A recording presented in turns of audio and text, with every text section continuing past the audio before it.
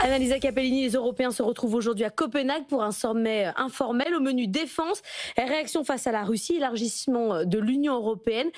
Pour ça, il y a un mot d'ordre, il faut contourner Viktor Orban. Mais oui, parce que c'est lui le principal obstacle aujourd'hui à l'élargissement de l'Europe, selon les Européens. Et pour sortir de l'impasse, eh bien, il faut tout simplement le contourner. C'est vrai que le processus d'élargissement de l'Union est à l'arrêt depuis décembre 2023, depuis l'ouverture des négociations avec les deux pays menacés par la Russie, l'Ukraine et la Moldavie en même temps. Et c'est vrai que le président hongrois, qui est proche de Poutine, bloque ce processus depuis bientôt 2 ans.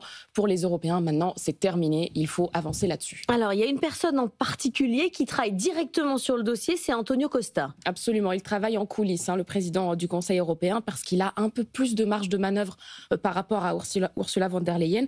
Il fait ces dernières semaines la tournée des capitales pour expliquer aux leaders qu'il faut carrément changer les règles européennes sur ce sujet. Désormais, pour Antonio Costa, c'est toujours des technicités, mais c'est ça qui change au final le visage de l'Europe. On pourrait ouvrir les groupes de négociation. Vous savez, ces groupes qui permettent de mettre en œuvre les réformes, de changer petit à petit les pays candidats pour les rendre compatibles avec l'Europe. Eh bien, ces groupes, on pourrait les ouvrir tout simplement à la majorité qualifiée et non plus à l'unanimité. Donc, ça permettrait de contourner Orban, ça permettrait de faire avancer les dossiers de fond en évitant les blocages politiques. Sauf que pour changer cette règle, il faut l'unanimité. Donc, effectivement, il faut là aussi le vote hongrois. C'est le chien qui se mord la queue. On voit mal Orban voter contre lui-même.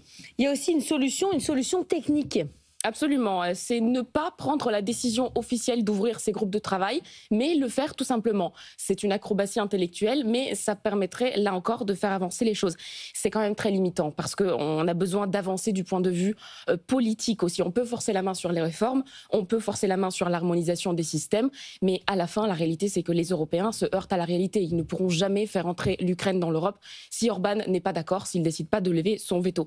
L'idée, là, c'est surtout de donner un gage aux Ukrainiens, de leur dire que le processus n'est pas complètement bloqué, de leur dire qu'il y a encore un peu d'espoir. Merci beaucoup, Annalisa Capellini.